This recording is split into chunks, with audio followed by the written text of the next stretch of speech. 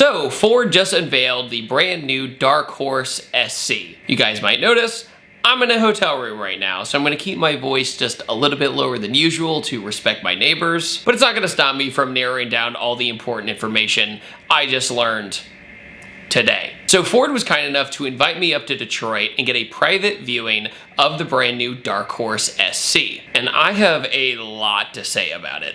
Like a lot. So I'm gonna break down the Dark Horse SC, how it relates to the Mustang brand kind of in general. It can be very confusing with how many Mustangs there are and where it kind of sits in its lineup. And also just my opinion as a whole on the car itself. As somebody who's had Mustangs since he was 17, I'm 35 by the way, I feel like I have somewhat of a horse in this race. This guy stinks! Oh God. Anyway, let's get started. So I got on a shuttle and went to Ford's brand new building. We ended up in a conference room where they kind of gave us a quick rundown of what we were about to see. And then in a completely gangster move, they took one-way glass and hit a button and unveiled the car that way. It was pretty sweet. Felt like some supervillain stuff. Oh, neat. Okay, that's cool.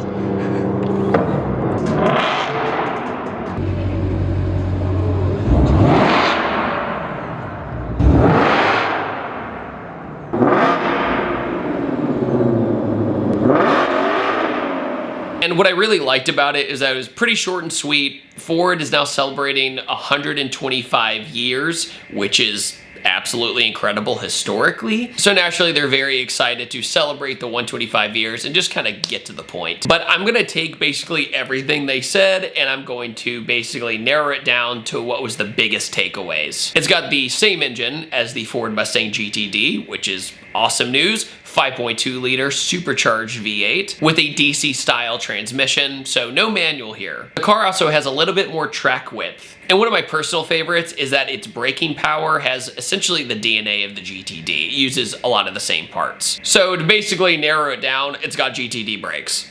They also took a lot of lessons from the Mustang GT3 program, you know, running a lot of races, getting a lot of data, and they learned by moving the grille on the front of the car just a little bit, they could get basically 60% more airflow from just moving the grille. I thought that was a really cool fun fact. When you have a supercharged V8, cooling is everything. It's all about cooling. Also, it's got the best of the best MagneRide suspension, and when I tell you that MagneRide is a game changer, there is just nothing really like it. It is such a step up from a traditional suspension kind of setup.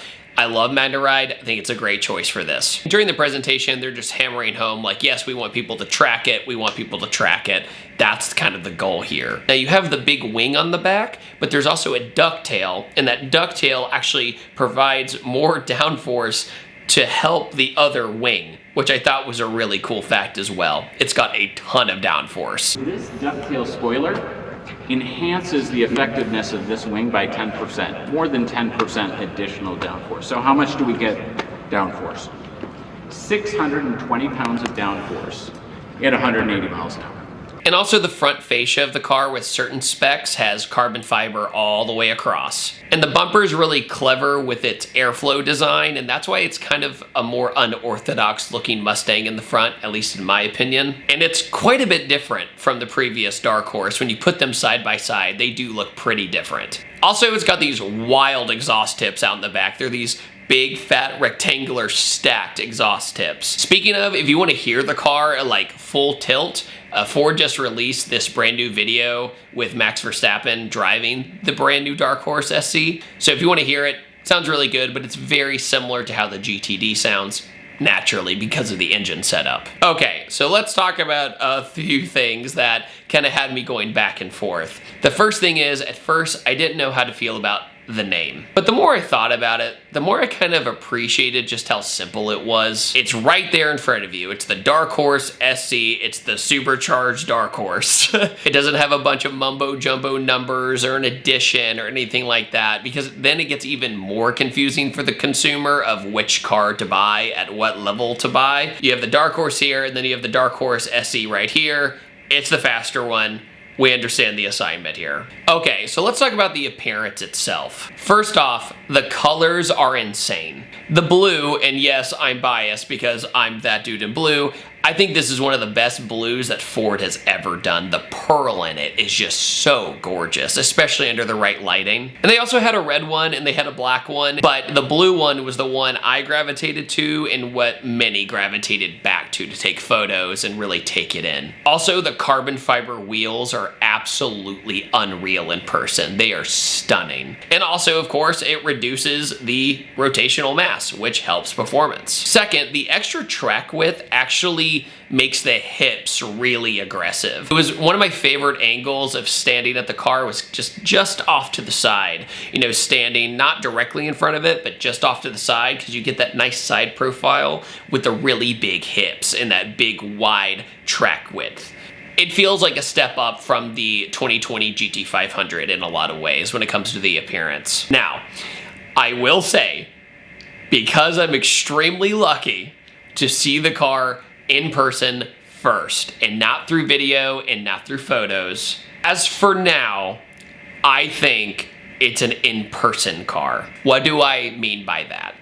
I think when the photos and everything like this goes public, a lot of people are going to say, why does it look so square in the front, for example? So you really need the 3 dimensions to really appreciate what they did with the aero, what they did with the front bumper, how everything kind of works into the appearance. The black and the correlation of the grille to the carbon fiber spec'd out ones is just kind of this long waterfall of black contrast. So it could be one of those things where people get turned off by that at first until they see it in person, where it's actually easier to designate each kind of area on the front. We don't know the price and we don't know the horsepower. Now, in my opinion, in my kind of gut feeling opinion, it's gonna be roughly around 800 horsepower, because that takes it as a step up from the 2020 GT500 without undermining the GTD. Like, I don't think they're gonna try to match the GTD to undermine that car as their halo car, like the baddest car they build, right? I mean, it'd be cool if they did, but I don't really see it happening.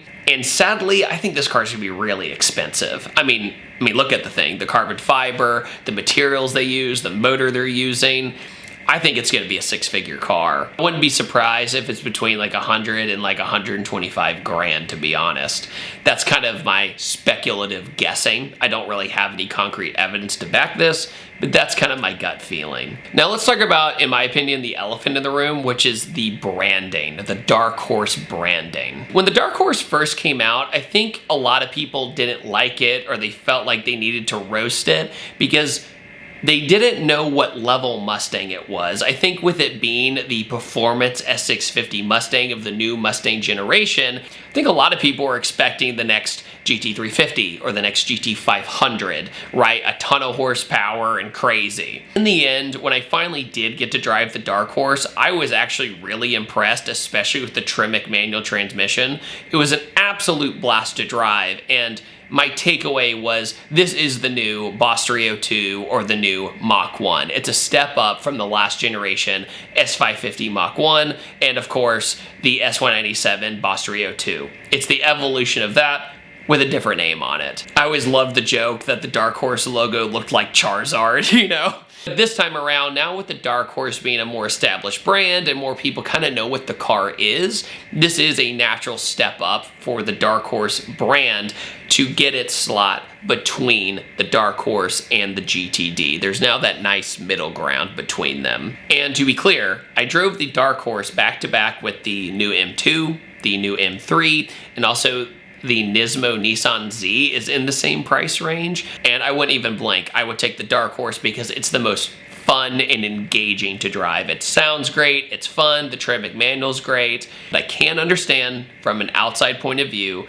not really understanding what the Dark Horse was. Why did it only have a little bit more horsepower than the GT? Like, why wouldn't I just go get the GT? I don't really see what the big difference is. Once you drive the S650 GT, and then you drive the Dark Horse back to back, it's like a night and day difference, but it's all underneath, right?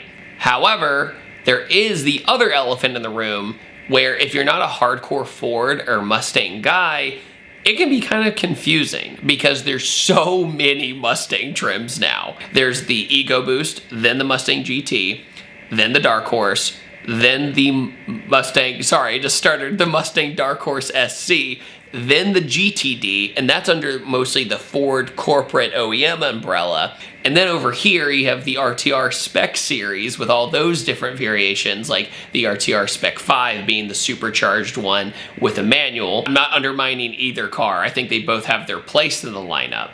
But at the same time, I think it'd be kind of confusing for the customer. There's also the EcoBoost RTR, which is a more focus on drifting as well, which I think is really neat. But long story short, there's a lot of Mustangs. So if you don't really know what you're looking for, you're gonna have to do a little bit of research. I know, such a terrible world where there's so many options of Mustang. Oh yeah, there's also the Ford package Mustang of the Mustang GT, the FP800, which also makes 800 horsepower. So they could have taken some lessons from that car as well. This is just speculating, and applied it to the Dark Horse SC, but the Dark Horse SC has a 5.2 and the FB800 uses the 5-liter Coyote engine. So long story short, I mean this as a compliment, I find this to be just a natural step up from the old GT500. I say old, it's only like 5 years old, but you know what I mean. The 2020 GT500 was an amazing car, and I kind of see this as a better version of the 2020 GT500 in a lot of ways. What are your guys' thoughts on the Mustang Dark Horse SC, especially the name? Do you guys like the name? Do you think it's too simple? Do you think they should have tried something else? Let me know in the comment section below. I just really hope I get to drive it soon. That's what I hope. Anyways, I really appreciate you guys stopping by. I know there's a lot of videos about this car coming out, and you chose to watch this one. So I really greatly appreciate you stopping by, and I hope you have a great rest of your week, and I'll see you guys next time. Have a great day.